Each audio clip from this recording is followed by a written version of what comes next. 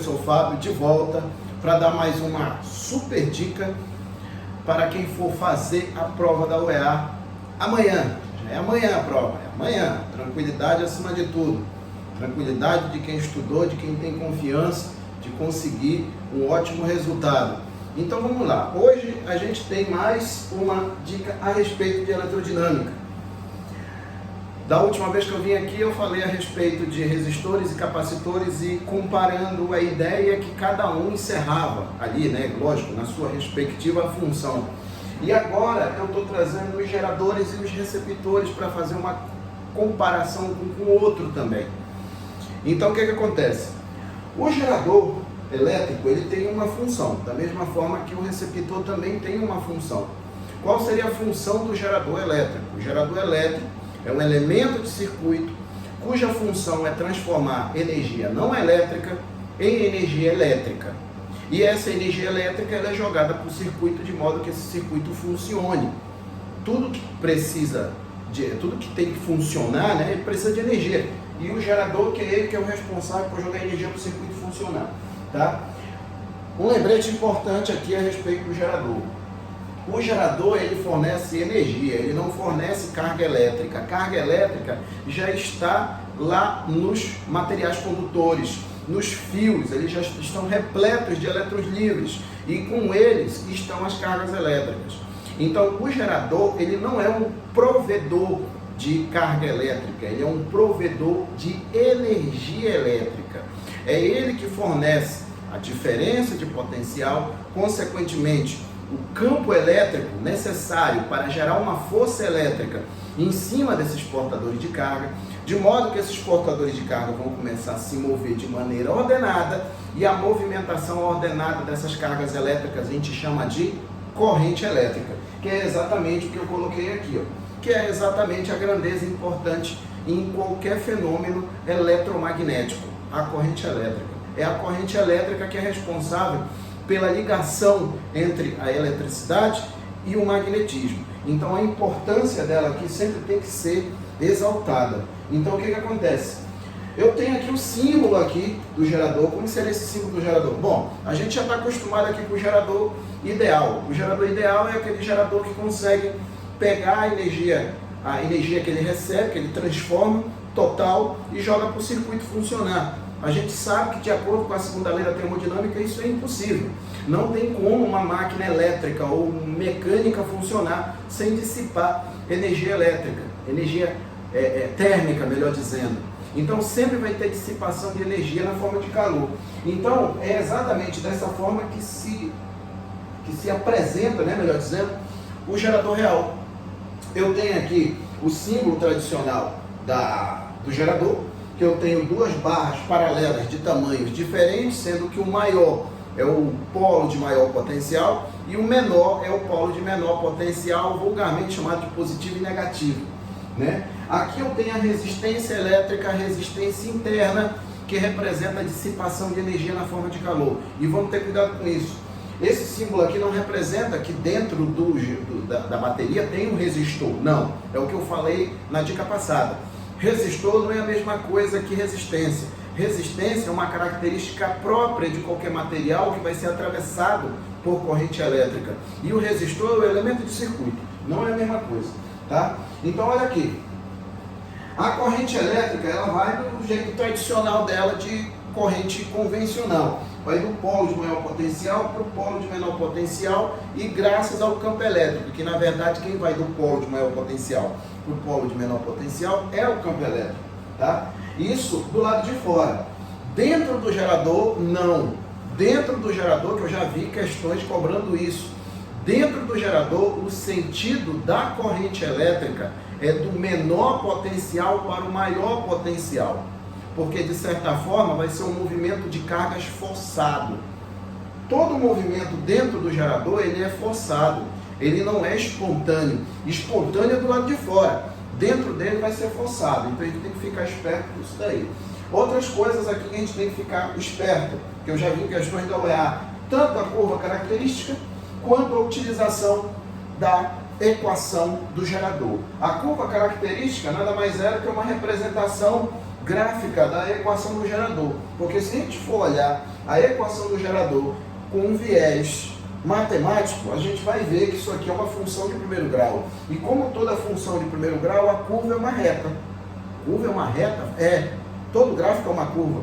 Então, ó, isso daqui, ó, é uma curva característica do gerador e ela é decrescente. Fala, por que ela vai ser decrescente? Porque, na verdade, quem faz papel de coeficiente angular é o Rzinho, é a resistência interna.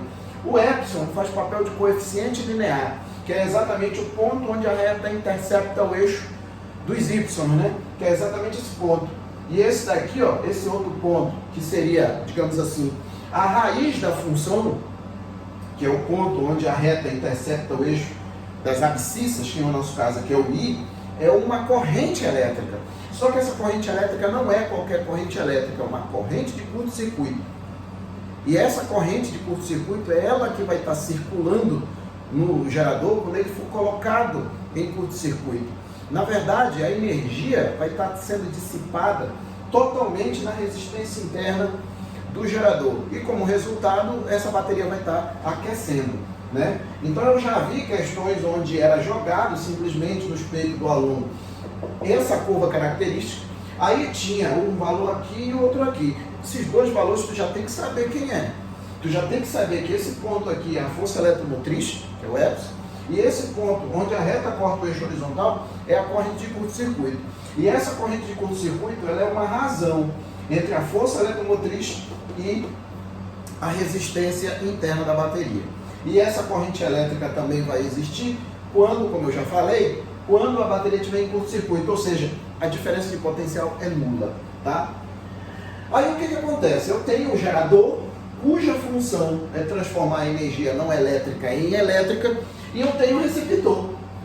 Como assim, Fábio? Receptor é a mesma coisa que gerador? Não, não é a mesma coisa que o gerador, não. Eu tenho basicamente 3 elementos de circuito que têm curvas características que eu tenho que conhecer. 1 é o resistor, 2 é o gerador e 3 agora é o receptor. Tá? Então o que seria um receptor? Qual é a função do receptor? Transformar a energia elétrica em energia não elétrica que não seja exclusivamente calor. Porque quem é que faz esse serviço de transformar a energia elétrica em calor? O resistor. E a gente não está falando de resistor aqui. A gente está falando de receptor. Fábio, tem algum exemplo fácil de entender aí de receptor? Tem. Qualquer elemento que use energia elétrica para funcionar, que não seja o resistor, ele pode ser considerado um receptor. Por exemplo, se eu quiser fazer um suco de laranja, por exemplo, eu vou pegar a laranja, vou jogar dentro do liquidificador. O liquidificador ele só vai funcionar se eu ligar ele na tomada. O que vem da tomada? Energia elétrica. Essa energia elétrica vai ser convertida em 2 energias. Uma mecânica, que é o movimento das pás lá, né, das navalhas ali para triturar a fruta, para poder fazer o suco. E uma outra parte vai ser transformada em energia térmica, de acordo com a segunda lei da termodinâmica, que sempre vai ter dissipação de energia na forma de calor. Se eu tocar lá no motor do liquidificador, eu vou sentir que a temperatura está aumentando. Então é um exemplo de receptor. Outra coisa que eu chamo a atenção, uma bateria pode se comportar como receptor, Fábio? Pode. Por exemplo, um carro. Um carro ele tem 2 geradores. Ele tem um gerador que é a bateria propriamente dita, que eu acredito que todo mundo já viu, e eu tenho um alternador, que eu não sei se todo mundo já viu, né? Mas existe o alternador. A partir do momento que tu dá na chave, o carro funciona, quem está alimentando todo o circuito elétrico do carro é o alternador, não é a bateria. A bateria, ela é o único momento que a bateria é sugada, digamos assim, ao máximo, é na hora que vai dar na chave. Depois que é dado na chave, o motor funciona, o alternador também está funcionando. Todos os equipamentos elétricos estão sendo abastecidos pelo alternador, inclusive a bateria, porque a bateria ela começa a ser recarregada, tá? E aí, Fábio, mas como é esse negócio? 2 geradores, mas não vai dar problema não com a bateria? Não. A bateria do carro normalmente ela tem 12 volts. Tá? E o alternador, ele normalmente funciona a 14 volts. Então se eu tenho 14 e 12, não é tão difícil de saber que 14 é maior do que 12. Então como a força eletromotriz do alternador é 14, vai ser maior do que a força eletromotriz da bateria, que é 12, A bateria, nesse exato momento que o carro estiver funcionando, a bateria se comporta como receptor e o alternador se comporta como gerador, tá? Então tome cuidado com isso aqui, que a bateria ela não vai ser somente gerador não, ela pode se comportar como receptor. Outro exemplo simples também é o nosso celular, quando ele está carregando. Ele está carregando, ele está recebendo energia elétrica. Essa energia elétrica está sendo transformada numa outra forma de energia que está sendo armazenada dentro da bateria do celular. Tem outros exemplos aí também, mas a gente não tem tanto tempo para isso aqui, né? Para quem quiser mais informações, eu tenho aí uma aula de quase 2 horas aí, só de geradores, e uma de 1 hora mais ou menos aí, só de receptores. Todas as dicas que eu estou dando aqui, todas elas, tem aulas aí com 1 hora e meia, 2 horas, recheadas de informações aí a respeito desses elementos de circuito, tá? Então a simbologia do receptor lembra muito a simbologia do gerador. Só que o que a gente tem que ficar esperto é o seguinte, que a força contra-eletromotriz, que é esse epsilon, ela é sempre menor do que a força eletromotriz. Ela é sempre menor. Esse Rzinho aqui, que é o R', ele representa a dissipação de energia na forma de calor. É aquela situação que eu falei. Esse R' e esse R, ele não é que tenha um resistor ali, não. Que é aquilo que eu já falei. Resistência não é a mesma coisa que resistor, tá? A equação do receptor, ela também lembra muito a equação do gerador. A diferença que essa função de primeiro grau, que representa a equação do receptor, ela é crescente. E a equação do gerador é decrescente. Então isso acaba refletindo nas curvas características aqui. Então, quando eu tiver aqui o gráfico U por I, e eu tenho aqui acima, né? Acima do zero, uma curva crescente, é uma curva característica do receptor.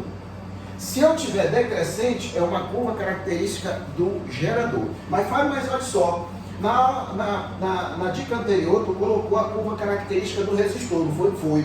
Mas ele é crescente também, Só que é o seguinte, a do resistor não começa daqui, começa do zero. Porque tudo lá é a partir do zero. Pode prestar atenção que U é igual a R vezes I, eu não tenho coeficiente linear. Na verdade, porque o coeficiente linear é nulo. Então, tudo se inicia do zero. Então, o receptor é acima do zero.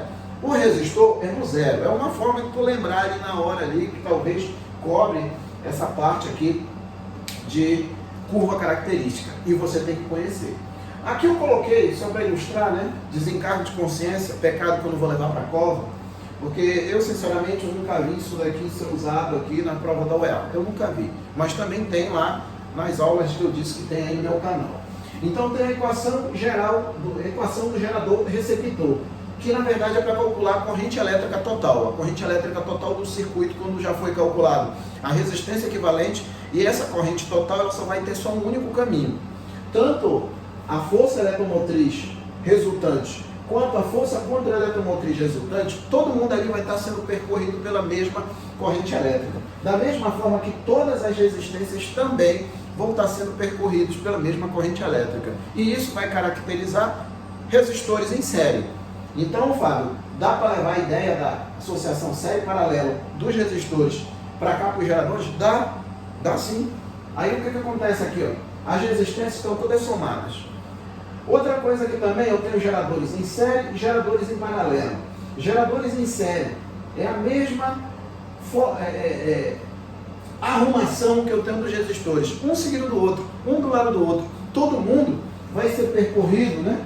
Vai ser percorrido pela mesma corrente elétrica. Todo mundo aí. E aí como é que eu faço para calcular a diferença de potencial entre os pontos A e B? A diferença de potencial entre os pontos A e B vai ser a somatória das forças eletromotrizes. E outra coisa que a gente tem que prestar atenção é exatamente a polaridade aqui, A polaridade. É tipo quando você vai ligar, vai colocar a pilha no controle remoto. Você não pode colocar de qualquer jeito ali. Se você colocar de qualquer jeito, ele não vai funcionar. Tem lá umas posições marcadas que você tem que colocar. Aí o que acontece? Se você não colocar ali, ele não vai funcionar. É a mesma ideia aqui. Eu tenho que ligar o positivo com o negativo do gerador que vem depois. E é sempre assim. Eu não posso inverter essa polaridade aqui. Porque se eu inverto essa polaridade aqui, vai fazer com que uma tensão seja subtraída da outra e não somada. Que a ideia é somar, colocar os geradores em série. Então, quando eu tenho geradores em série, eu tenho que ficar isto aqui com a polaridade desses geradores, né? Aí eu tenho a somatória das forças eletromotrizes, menos a corrente elétrica que está atravessando todo mundo, vezes a somatória das resistências. Ou seja, quando eu pego um gerador, dois geradores, e coloco em série, a tendência é que a resistência total acabe aumentando, porque eu estou colocando em série, então as resistências vão se somar. Diferentemente de quando esses geradores estão em paralelo, porque quando eu coloco eles em paralelo, a tendência é que a resistência diminua, e eu falei isso na dica anterior, que quando eu tenho resistores que são colocados em série, resistores, estou me referindo a resistores, que são colocados em série, a tendência é que a resistência total aumente, porque eu vou sair somando tudo. E quando eu coloco em paralelo, a tendência é que essa resistência diminua. Só que tem um detalhe aqui, em geradores em paralelo. Esses geradores em paralelo, para eles serem colocados em paralelo, eles têm que ter mesma força eletromotriz e mesma resistência. Fala por quê? Porque se eu não colocar gerador igual em paralelo com outro gerador igual, vai dar um problema aí. Vamos supor que eu coloque um de 2 volts e um de 3 volts. Um vai se comportar como gerador e o outro vai se comportar como receptor, ou então simplesmente ele vai anular tudo, não vai funcionar direito aí o que eu quero que funcione. Então, uma das coisas básicas aqui é que esses dois geradores aqui têm a mesma força eletromotriz e a mesma resistência interna. De modo que esses valores aqui vão ser sempre os mesmos, né? Se forem duas pilhas de 1,5 volts, é 1,5 volts aqui e 1,5 volts aqui. As resistências internas, elas são iguais, então a resistência equivalente de todas as resistências de todos os geradores que vão ser colocados aqui vai ser a resistência de um gerador dividido pela quantidade deles, que é aquela mesma conta que a gente faz quando eu tenho resistores em paralelo que são iguais. Quando eu tenho vários resistores em paralelo que têm o mesmo valor, basta eu pegar um e divido pela quantidade deles, tá? Então é isso daí, é a comparação entre receptor e gerador, tá? Qual é a função do gerador, Fábio? O gerador transforma energia não elétrica em energia elétrica. E o receptor, ele pega essa energia elétrica, transforma numa energia não elétrica que não seja exclusivamente calor, tá? Porque quem faz esse serviço, quem tem essa função, são os resistores, tá? Então, essa daí é mais uma dica aí para quem for fazer a prova da UEA, tá? Eu lembro que eu estou tentando levar essas dicas aqui exatamente porque tem ali no edital 2020, porque é um edital atípico, que ele está todo picotado ali. Então eu estou tendo cuidado ali de pegar cada assunto importante que a gente está acostumado de ver em provas anteriores, tá bom?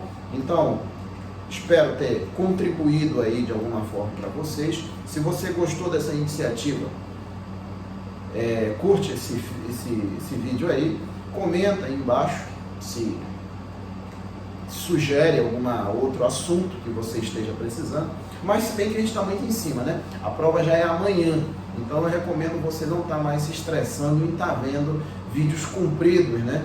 Essas dicas que são pequenas, né? Aí dá para passar. Agora, 1 hora, 2 horas, não dá não. Não fique fazendo isso não. Deu 18 horas, já não pegue mais nada, já vá relaxar e esperar a hora da prova. E fique tranquilo, porque se você fez a sua parte, com certeza o teu prêmio está guardado, tá? Então é isso aí. No mais, um abração, fiquem com Deus e até a próxima, tá? Tchau!